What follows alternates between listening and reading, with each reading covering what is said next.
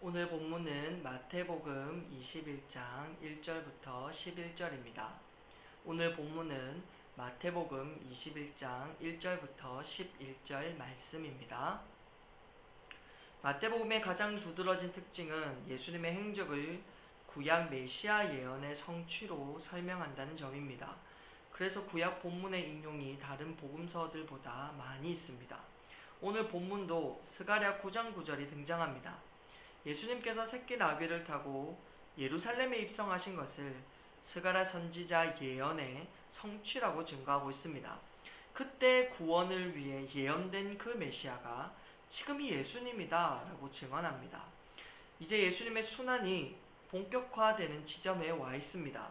예수님은 자기 사명을 다하시기 위해 예루살렘에 입성하십니다. 사람들은 예수님을 메시아로 기대하고 있었습니다. 로마 황제의 권력을 뒤집어서 과거 이스라엘 명성을 회복시켜줄 힘있는 왕을 원했습니다. 예수님이 일으키실 기적, 또 사람들에게 받는 인기, 권위 있는 말씀들, 이런 것들을 보았을 때에 예수님이 그럴 만한 인물이라 믿었습니다. 그래서 예수님이 예루살렘에 입성하실 때 겉옷과 나뭇가지를 길에 펼쳐 놓았습니다. 그리고 사람들이 소리 높여 칭송합니다. 다윗의 자손이여 찬송하리로다. 주의 이름으로 오시는 이여 가장 높은 곳에서 호산나. 그렇게 했습니다. 호산나라는 말은 후대에 와서 기쁨과 환영을 뜻하는 감탄사로 변했지만 본래 이제 제발 구원하소서라는 뜻을 가지고 있습니다. 6월절이 가까워지면 예루살렘에 많은 유대인들이 모여듭니다. 그 사람들이 예수님을 자신들이 기대한 구원자로 환영했습니다. 그런데 그들이 바랐던 구원이 예수님이 이루시는 구원과 같은 것일까요? 사람들은 영웅을 바랐고 힘있는 왕을 원했습니다. 로마의 압제와 이 불명예와 치욕에서 꺼내어줄 멋진 왕을 기다렸습니다. 그래서 환호했던 것입니다. 그런데 그 왕이 타고 들어간 것이 무엇입니까? 멋진 말이 아니라 나귀입니다. 나귀는 왕과 걸맞는 동물이 아닙니다. 그런데 나귀도 다 큰 나귀가 아니라 새끼 나귀입니다. 사람을 한 번도 태워보지 않은 작고 약한 새끼 나귀입니다.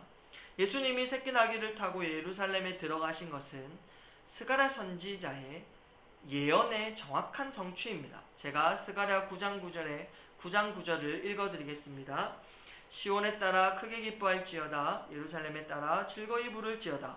보라, 내 왕이 내게 임하시나니 그는 공의로우시며 구원을 베푸시며 겸손하여서 나귀를 타시나니 나귀의 작은 것 나귀 새끼니라. 오늘 본문 5절과 같은 내용입니다. 그런데 차이점이 좀 있습니다.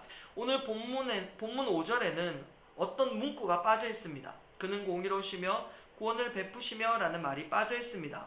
저자 마태가 인용할 때 의도적으로 빼놓은 것 같습니다. 왜냐하면 구약의 공의로우시며 구원을 베푸시며 라는 이 문구는 심판자, 승리자를 의미하는 표현에 더욱 가깝습니다.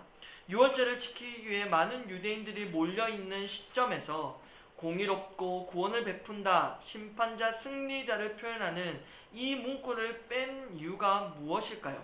예수님을 힘있는 심판자, 전쟁에서 이길 승리자로 오해하지 않게 하기 위해서입니다. 물론 예수님은 심판주이시고 승리자이십니다. 근데 유대인들이 기대하고 바랐던 그런 개념의 심판과 승리가 아닙니다. 예수님은 전쟁에 능한 왕이 아니십니다. 겸손의 왕으로 오셨습니다. 마태는 겸손하신 예수님을 강조하기 위해서 공의로우시며 구원을 베푸시며 라는 이 심판과 승리의 표현을 빼놓은 것입니다. 예수님은 겸손하신 분이십니다. 힘을 가지고 세상을 뒤집어서 자기 것을 만드는 분이 아닙니다. 권력을 휘두르는 분이 아니십니다. 예수님은 지극히 겸손한 왕이십니다. 어디까지 겸손하신가 하면 죄인들을 대신하여 죽기까지 겸손하십니다. 예수님은 세상을 뒤집으려고 입성하신 것이 아니라 죽으러 들어가셨습니다. 죽어서 생명을 주시고 죽기까지 사랑하시려 예루살렘에 들어가셨습니다. 예수님은 결코 인간이 원하고 바라는 것을 주시려고 오신 것이 아닙니다. 인간이 바라는 승리는 누군가를 눌러서 취하는 승리입니다. 로마든 나라를 팔아먹은 매국노든 우리를 힘들게 하는 누군가는 무릎을 꿇게 하는 통쾌한 복수를 해줄 그런 왕을 원했습니다. 그러나 예수님이 주시려는 것은 자기가 죽어서 남을 살리고 자기가 섬겨서 다른 사람이 이익을 보게 하고 먼저 사랑하고 먼저 섬기는 구원입니다. 세상은 악을 악으로 갚더라도 내가 이기는 것이 더 낫다라고 가르칩니다. 그러나 예수님이 이루시는 승리는 악을 선으로 갚는 것입니다. 세상과는 다른 이치와 원리입니다. 우리는 이제 예수님을 잘 믿어서 무엇을 얻었는가? 이 질문에 답을 해야 됩니다. 여러분은 신앙생활 열심히 해서 얻은 것이 무엇입니까? 다른 사람은 다 굶어 죽어도 나는 하나님이 먹을 것을 주셨다 이런 겁니까? 다른 사람들은 다 망하고 힘들어도 나는 부자가 되었더라 이런 겁니까? 호산나 다윗의 자손이여 소리쳤던 많은 사람들이 예수님을 환영함으로 이러한 것들을 원했습니다. 이전의 이스라엘의 명예, 이전의 이스라엘 국가의 번영을 그들은 바라고 있었습니다. 국가가 이전의 명예를 회복하면서 그 번영을 회복하면서 나도 그 안에서 복을 누리겠다 하는 것이 그들의 갈망이었습니다. 그러나 예수님은 그런 것 주자고 나귀 타고 예루살렘에 들어가신 것이 아닙니다. 아무런 변명도 아무런 몸부림도 치지 않고 찍소리 않고 죽으시려 들어가신 것입니다. 그리고 우리에게 주시려는 것은 구원이었습니다. 시작부터 인간을 좀 갉아먹었던 죄의 권세에서 끄집어내시는 구원입니다. 인간은 힘에 눌려서 괴로운 것이 아니라 죄 때문에 괴로운 것입니다. 이스라엘은 로마의 통치 때문에 수치스러운 것이 아니라 죄 때문에 수치스러웠던 것입니다. 저주는 밖에서 안으로 들어온 것이 아니라 인간의 존재에서 시작되었습니다. 거기서 구원하시기 위해 직접 자기 생명을 바쳐 죽기까지 우리에게 겸손왕으로 오신 것입니다.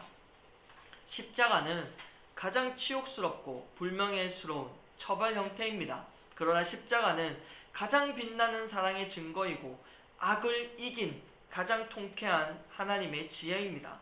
누구도 흉내낼 수 없고 누구도 할 수 없는 일입니다. 하나님은 뭐든 할 수 있는 전능한 분이십니다.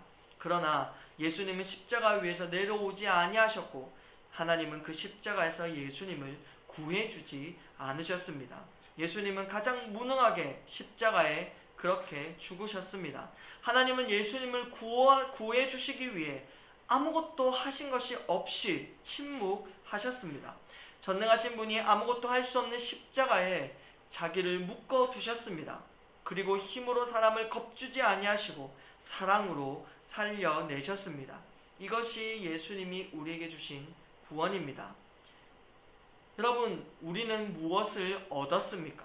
하나님의 전부를 얻었습니다. 명확해야 합니다. 예수님 잘 믿어서 권력, 돈, 명예, 자식 잘 되는 거, 이런 거 얻은 게 아닙니다. 나를 사랑하신 그분이 나를 위해 죽기까지 겸손하셨다는 것, 그래서 나를 영원히 살게 하신 것이 우리가 이미 받아놓은 복입니다. 여기에 뭐가 더 필요하고 뭐가 더 있어야 하지 않습니다. 하나님의 전부를 얻은 자로서 생명을 얻되 영원한 생명을 얻은 자로서 오늘도 풍성히 살아가시는 저와 여러분 되시길 주님의 이름으로 축복합니다.